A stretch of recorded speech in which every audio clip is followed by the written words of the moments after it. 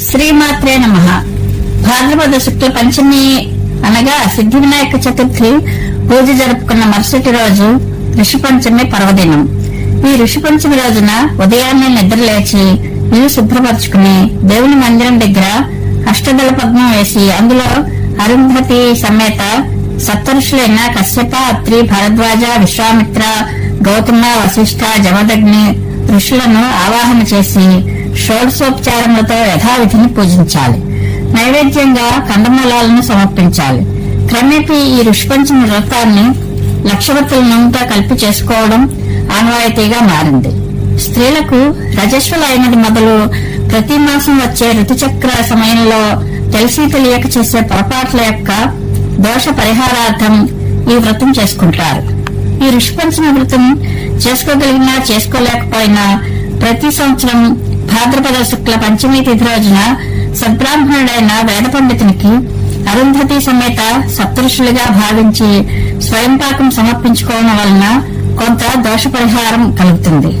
పూర్వకాలంలో బహిష్ట అయిన మహిళలకు ఒక ప్రత్యేకమైన గది ఉండేది. అందులో ఏ పని చేయనివ్వకుండా విశ్రాంతిగా ఉండనిచ్చేవారు. వారు 4వ రోజున స్నానం అయ్యే వరకు ఎవరినీ చూడరాదు, ఎవరికీ కనబడకూడదు అనే నియమం ఉండేది. 5వ రోజు స్నానం చేస్తే కాని శుచి అయినట్లు కాదు. బహిష్టు అయినది మొదలు 5వ రోజు స్నానం అయ్యి శుచి అయ్యే వరకు అలంకరించుకోకూడదు అనే నియమం ఉండేది. 4వ రోజు స్నానం రోజున పెద్దవాళ్లు ఒక బిందులో పసుపు కలిపిన నీళ్లను పట్టుకుని పాలకుండను చూసిన పాపం, పసిపాపను చూసిన పాపం, 10 ఆమడల దూరం నడిచిన పాపం, బ్రాహ్మణుడు సంధ్య వార్చుకుంటే చూసిన పాపం, కాయగూరలు తరిగిన పాపం, ఏ నెల పాపం ఆ నెలే పోవాలని, ఈ దోషాలన్నీ పోవాలని చెప్పి పైనుంచి నీళ్లు పోసేవారు. అంటే ఇవన్నీ చేయకూడని పనులని తెలిసి తెలియక చేసిన ఆ దోషాలన్నీ పోవాలని చెప్పేవారు. గర్భదోష నివారణకు పసుపు ఉండలను మింగించేవారు. సూర్యోదయం అయ్యాక సూర్య భగవాన్ దర్శించుకుంటే కాని శుచి అయినట్లు కాదని చెప్పేవారు.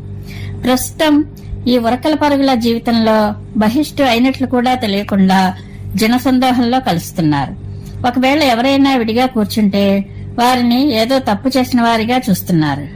ఎంతటి టెక్నాలజీ పెరిగినా ఆధునిక యుగంలో ఉన్న శాస్త్రం శాస్త్రమే కదా.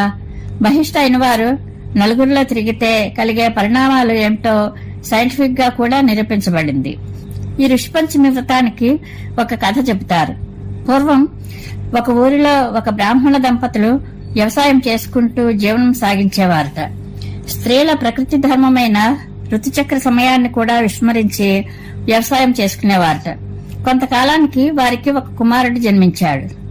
వేదాంగ విద్యలను అభ్యసించి గొప్ప పండితుడయ్యాడు.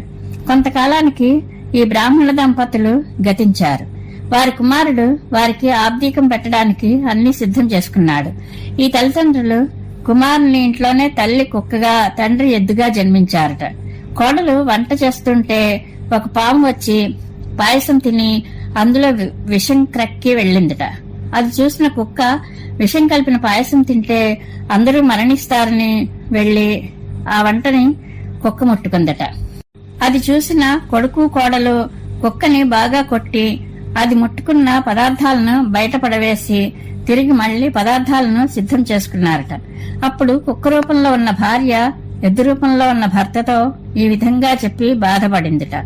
మనం మన కుమారుని దగ్గరే ఉండి వాడికి సేవలు చేస్తున్నా ఎంతలా కొట్టారో తిండి కూడా పెట్టలేదు చూడమని బాధపడిందిట. ఎద్దు రూపంలో ఉన్న తండ్రి ఏం చేస్తాం, పూర్వజన్మలో చేసిన పాప ఫలితం ఇప్పుడు అనుభవిస్తున్నామని అన్నాడట. ఈ మాటలు విన్న కొడుకు పండితుల వద్దకు వెళ్లి జరిగిన విషయం చెప్పగా, పూర్వజన్మలో చేసిన పాపాల ఫలితం వారు అనుభవిస్తున్నారు. నువ్వు ఋషిపంచమి వ్రతం చేసి ఆ ఫలాన్ని వారికి ధారపోస్తే వారికి ముక్తి కలుగుతుందని చెప్పారట. అప్పుడు కుమారుడు ఋషిపంచమి వ్రతం ఆచరించి తల్లిదండ్రులకు ధారపోయగా వారు ముక్తిని పొందారట.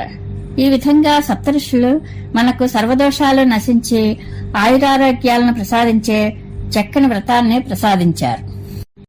అవకాశాన్ని బట్టి ప్రతి సంవత్సరం ఈ ఋషిపంచమి పర్వదినమున వేద పండితునికి అరుంధతి సమేత సప్తఋషులుగా భావించి స్వయంపాకం సమర్పించుకోవడం వలన కొంత దోష పరిహారం కలుగుతుంది. అందరూ సాధ్యమైనంత వరకు మన పెద్దలు చెప్పిన నియమాలను ఆచరిస్తూ ఆయురారోగ్యాలతో క్షేమంగా ఉండాలని, అరుంధతి సమేత సప్తఋషుల ఆశీస్సులు ఎల్లప్పుడూ కలగాలని ఆకాంక్షిస్తూ పరమేశ్వరానుగ్రహ ప్రాప్తిరస్తు. శుభం భూయాత్.